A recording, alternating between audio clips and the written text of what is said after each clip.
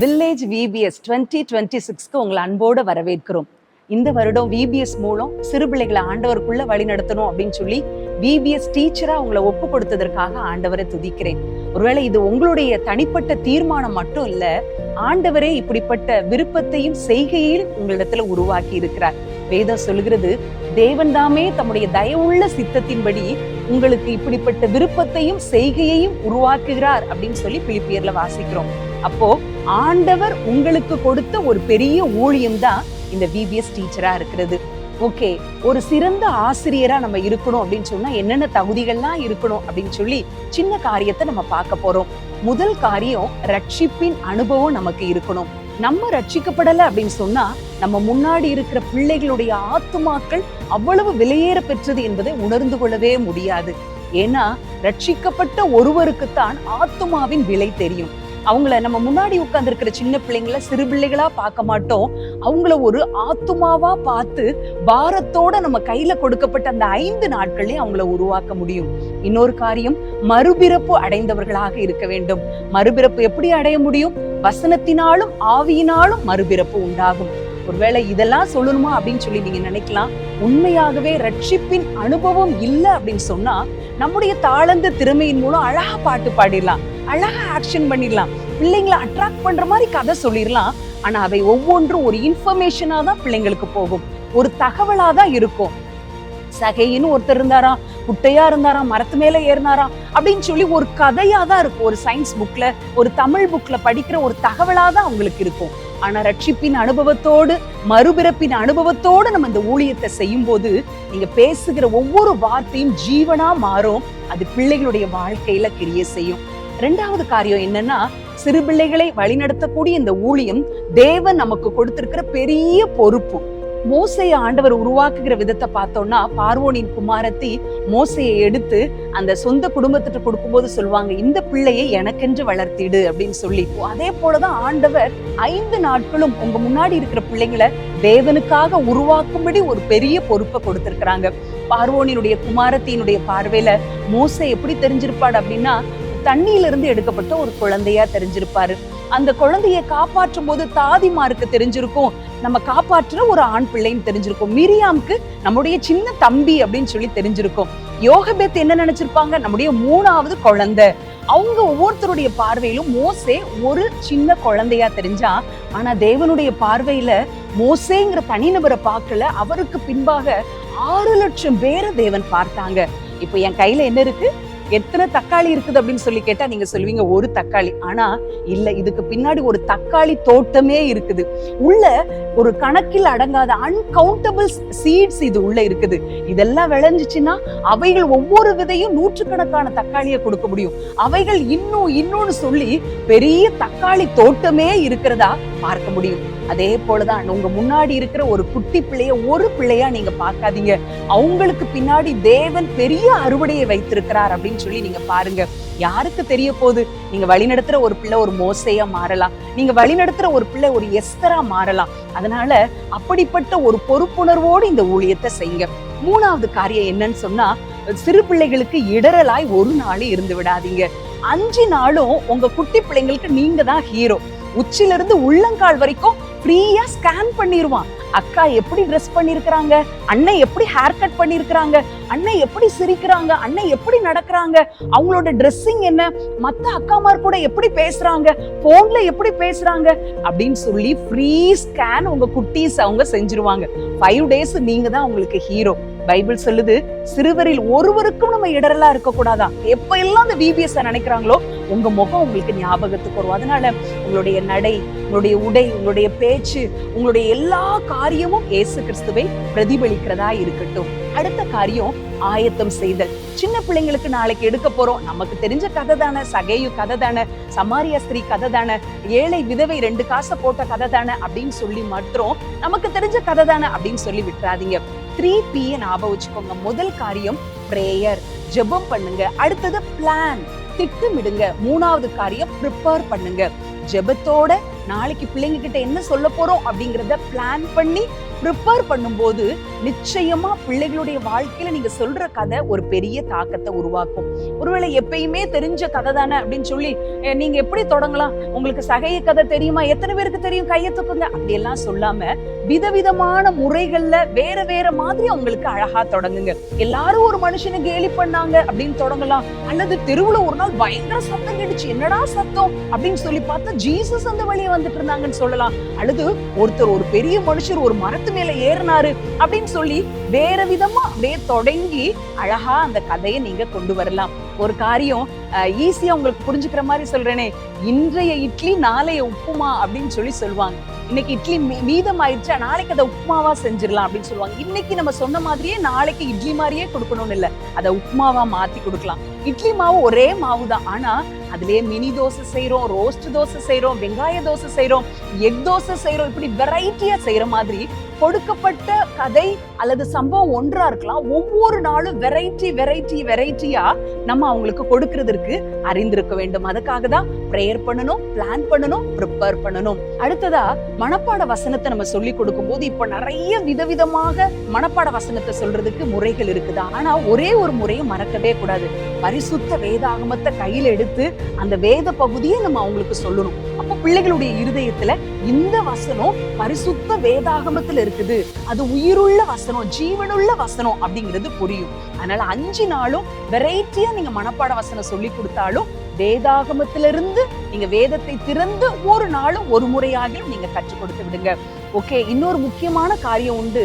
அது என்னன்னா, பிள்ளைங்களை நம்ம சந்திக்கிறதுக்கு முன்னாடி பல விதங்கள்ல ப்ரிப்பேர் ஆறோம்ல, அதே போல தேவன் நம்மையும் ப்ரிப்பேர் ஆகணும் அப்படின்னு சொல்லி விரும்புகிற தேவனா இருக்கிறார். ஒரு தேவனுடைய மனுஷன் சொல்லி இருக்கிறாங்க, ஊழியக்காரனை தேவ சாயலாக மாற்றுவதற்கான ஒரு வழிதான் ஊழியம் என்று சொல்றாங்க. இன்னொரு முறை சொல்றேன், ஊழியக்காரன் தேவ சாயலாக மாறுவதற்கான ஒரு வழிதான் ஊழியம். அதாவது நீங்க ஊழியக்காரங்க, 5 நாளும் பிள்ளைங்களுக்கு ஊழியம் செய்ய போகிற ஊழியக்காரங்க, உங்களிடத்துல தேவ சாயல் உருவாக வேண்டும்.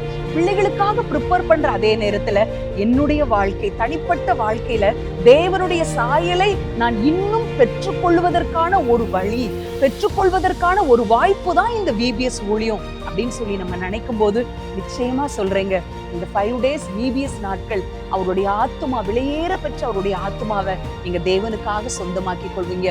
VBS டீச்சர்ஸ் அப்படிங்கிறது ஒரு சாதாரண ஒரு ஸ்கூல்ல ஒர்க் பண்ற மாதிரி ஒரு வேலை கிடையாது.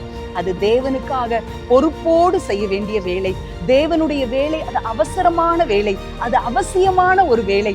சிறு பிள்ளைகளை ஆண்டவரிடத்துல கூட்டிக் கொண்டு வருகிற ஒரு வேலை, ஆத்துமாக்களை ஆதாயப்படுத்துகிற வேலை. வேதம் சொல்லுகிறது, ஆத்துமாக்களை ஆதாயம் பண்ணுகிறவர்கள் ஞானம் உள்ளவர்கள், அவர்கள் ஆகாய மண்டலத்துல நட்சத்திரங்களை போல ஜொலிப்பாங்களாம். தேவன் உங்களை ஸ்டாரா பாப்பாரு. ஒருவேளை சின்ன பிள்ளைங்க உங்களை ஒரு சூப்பர் ஸ்டாரா பார்க்கலாம், ஆனா தேவன் உங்களை ஆகாய மண்டலத்தில் ஜொலிக்கிற ஸ்டாரா பாப்பாரு. கிராம மிஷனரி இயக்கத்தின் சார்பா அவங்க ஒவ்வொருத்தரையும் வாழ்த்துகிறோம், உங்களுக்காக ஜெபிக்கிறோம். சிறப்பான ஆசிரியராக நீங்க திகழ்ந்து அநேக பிள்ளைங்களை ஆண்டவருக்குள் கொண்டு வர உங்களை வாழ்த்துகிறோம். God bless you.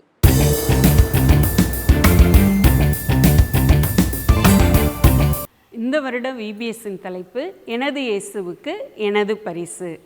ஏசப்பாக்கு சின்ன பிள்ளைகளா என்னென்னலாம் பரிசளிக்கலாம் அப்படிங்கிறது தான் ஒவ்வொரு நாள் தலைப்பாக நம்ம பார்க்க போகிறோம்.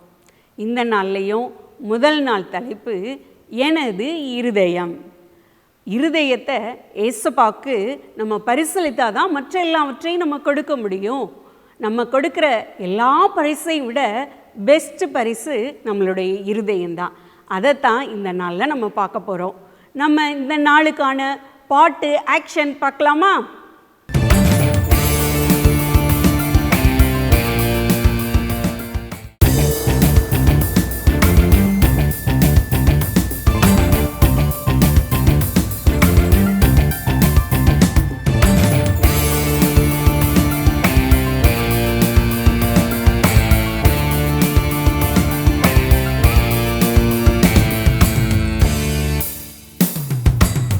சும்மா சும்மா சும்மா கலக்கலாம் கலக்கலாம் கலக்கலாம், நம்மை தேடி மீட்ட இயேசுவுக்காய் என்ன செய்யலாம்? சும்மா சும்மா சும்மா கலக்கலாம் கலக்கலாம் கலக்கலாம், நம்மை தேடி மீட்ட இயேசுவுக்காய் என்ன செய்யலாம்? நான் பாவி என்று தெரிந்தும் என் இல்லம் வந்தாரே, என் இல்லம் வந்த அவர்க்கு சுத்த உள்ளம் தந்தேனே. நான் மோசம் என்று தெரிந்தும் என்னை தள்ளி விடலையே. முகவரி இல்லா எனக்கு புது முகவரி தந்தாரே, தந்தாரே, தந்தாரே. Love you Jesus, you are wonderful. Love you Jesus, you are marvelous. Love you Jesus, you are fabulous. Love you Jesus, you are my everything.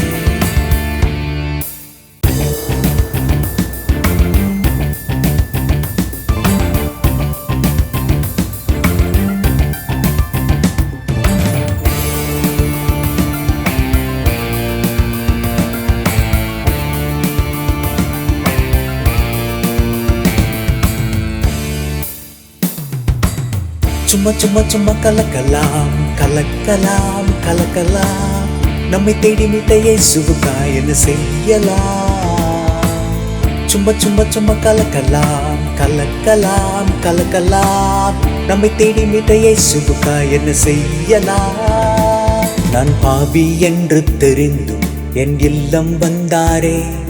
என் இல்லம் வந்த அவர்க்கு சுத்த உள்ளம் தந்தேனே. நான் மோசம் என்று தெரிந்தும் என்னை தள்ளி விடலையே. முகவரி இல்லா எனக்கு புது முகவரி தந்தாரே, தந்தாரே, தந்தாரே. Love you Jesus, you are wonderful. Love you Jesus, you are marvelous. Love you Jesus, you are fabulous. Love you Jesus, you are my everything. நீங்கள் பாட்டு, ஆக்ஷன் எல்லாத்தையும் நீங்கள் பார்த்தீங்கல்ல, இதே போல் உங்கள் பிள்ளைகளுக்கு நீங்கள் ஆக்ஷன் செய்து நீங்கள் கற்றுக் கொடுக்கும்போது பிள்ளைங்க சந்தோஷமாக பாட்டை கேட்பாங்க. ஓகே, இந்த நாளில் நம்ம பிள்ளைகளுக்கு ரட்சிப்பை நம்ம வலியுறுத்த போகிறோம். பிள்ளைகள் ரட்சிக்கப்படுவதற்கு நேராக பிள்ளைகளை நம்ம வழி நடத்தணும். அதை தான் நம்ம இந்த நாளில் செய்ய போகிறோம். லூக்கா 19 அதிகாரம் 1வது வசனத்துலேருந்து 10வது வசனம் வரைக்கும் சகேயு சம்பவம் எழுதியிருக்கு. அதுதான் நம்ம பிகினர் பிள்ளைகளுக்கு நம்ம கற்றுக் கொடுக்க போகிறோம். சகேயு சம்பவத்தை நீங்கள் நிறையா முறையில் நீங்கள் சொல்லி இருந்திருக்கலாம், கேட்டிருந்திருக்கலாம். ஆனால் பிள்ளைகள் ரட்சிக்கப்படுகிறதுக்கு ஏதுவாக நம்ம அந்த கதையை நம்ம சொல்லணும். சகேயு ஏசப்பாவை பார்க்குறதுக்கு எப்படி ஆசைப்பட்டாரோ அதே போல் பிள்ளைகளாகிய நீங்களும் ஒவ்வொருத்தரும் ஏசப்பாவை பார்க்கணுன்னு நீங்கள் ஆசைப்படணும். ஏன்னா ஏசப்பா எல்லாத்தையும் செய்ய வல்லமை இல்லை தேவன். அதனால அவரை பார்க்குறதற்கு நீங்கள் ஆசைப்படணும். அடுத்து சகேயு பார்க்க ஆசைப்பட்டனால வேகமாக மரத்து மேலே ஏறினார். அதே போல் நீங்களும் ஏசப்பாவை பார்க்குறதுக்கு ஆசைப்படுறதோடு மாத்திரம் இல்லை, அதற்கு முயற்சி எடுக்கணும். அதுக்கு தான் நீங்கள் வாரம் சண்டே கிளாஸ்க்கு வரலாம். உங்கள் கிராமத்துக்கு சண்டே கிளாஸ் எடுக்கிற வர அக்காமாரோடு இணைந்து நீங்கள் சண்டே கிளாஸில் அட்டன் பண்ணலாம். அடுத்து பைபிள் வாசிக்கலாம், ஜெபம் பண்ணலாம் அப்படின்னு சொல்லி பிள்ளைகளுக்கு அந்த முயற்சி எடுக்க கற்றுக் கொடுக்கணும். அடுத்ததாக சகேயு வேகமாக இறங்கி வந்து ஏசப்பாவை வீட்டுக்கு கூட்டு போகும்போது அவர் பாவ உணர்வடைந்து அவர் உடனே தன்னுடைய பாவத்தெல்லாம் அறிக்கையிட்டு நான் விட்டு கொடுக்குறேன், நான் யார்கிட்டையாவது அநியாயமாக வாங்கியிருந்தேன்னா அவங்களுக்கு நாளத்தனையாக நான் திரும்ப கொடுக்குறேன் அப்படின்னு சொல்லி பாவத்தெல்லாம் ஏசப்பாட்ட அறிக்கையிட்டார். அதே போல் நீ இந்த சண்டே கிளாஸ் வரும்போது அல்லது அக்கா கதை சொல்லும்போது நீ பாவ உணர்வடையும் போது ஏதோ நீ செய்கிற தப்பை நீ உணர்ந்தினா அநியாரமே ஏசப்பாட்ட அறிக்கையிட்டு அதை விட்டுறணும். அப்போ ஏசப்பா அவருடைய இரத்தத்தினால உன்னை கழுவுவார். கழுவிட்டாரு அப்படின்னா ஏசப்பா சகேயுவோட வீட்டுக்கு போனதும் இன்றைக்கு இந்த வீட்டுக்கு ரட்சிப்பு வந்ததுன்னு சொன்னது போல் ஓ உள்ளத்தில் ரட்சிப்பு வந்துடும்.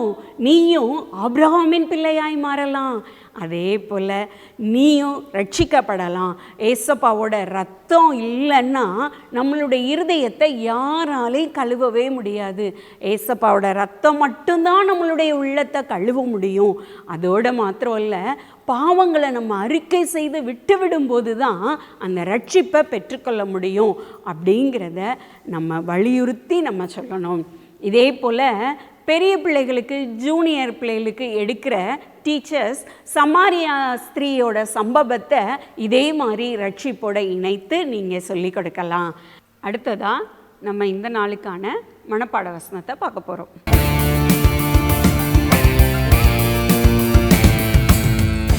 என் மகனே, உன் இருதயத்தை எனக்கு தா.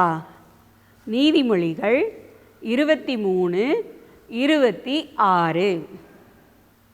இதே போல் நீங்களும் பிள்ளைகளுக்கு மனப்பாட வசனத்தை கற்றுக் கொடுக்கும்போது சின்ன ஆக்ஷன் பண்ணி நீங்கள் சொல்லிக் கொடுத்தீங்கன்னா பிள்ளைங்க மறக்கவே மாட்டாங்க. இந்த நாளுக்கான மனப்பாட வசனத்தை நம்ம இதே மாதிரி ஆக்ஷனில் நம்ம சொல்லி கொடுத்துட்டு, ஏசு கிறிஸ்துவின் ரத்தம் தான் நம்மளை சுத்திகரிக்கும் அப்படிங்கிறத ஒரு சின்ன எக்ஸ்பிரிமெண்ட் மூலமாக நம்மகிட்ட இருக்கிற சாதாரண பொருட்களை வைத்து நம்ம அவங்களுக்கு செய்து காட்டலாம்.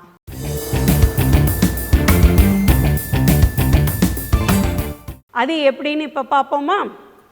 ஒரு கண்ணாடி டம்ளரில் தண்ணி எடுத்துட்டு, இதே மாதிரி தான் ஏசு கிறிஸ்து நம்மளை சுத்தம் உள்ளவங்களாக நம்மளை படைச்சாங்க அப்படின்னு சொல்லிட்டு, ஆனால் நம்ம வளர வளர கோவப்படுறோம், எரிச்சல் படுறோம், சண்டை போடுறோம். இப்படி எல்லாம் நம்ம ஒவ்வொரு காரியங்களாக நம்ம செய்ய செய்ய நம்மளுடைய இருதயம் இப்படி கரப்பட்டுருது.